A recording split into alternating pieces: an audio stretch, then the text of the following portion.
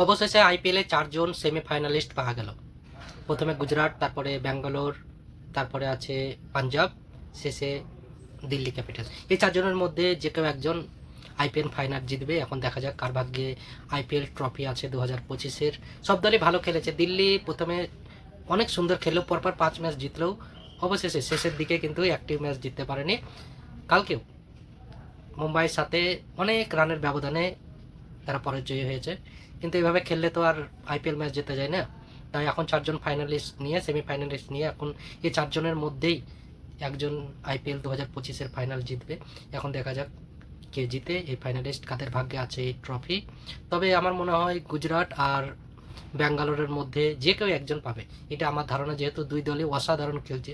এখনও পাঞ্জাব, গুজরাট অনেকগুলোই ম্যাচ খেলেছে, 3টে হেরেছে মাত্র, কিন্তু তাদের ইকোনমি রেট, তাদের ব্যাটিং লাইন আপ অনেক সুন্দর, বোলিং লাইন আপ অনেক সুন্দর।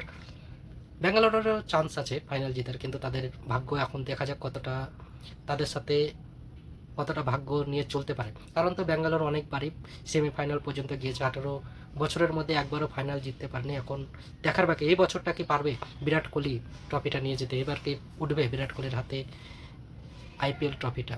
তো দেখা যাক। তো এই পর্যন্তই। আইপিএলের সব রকম খবর রাখতে চোখ রাখুন আমার ইউটিউব চ্যানেলের মধ্যে। ধন্যবাদ।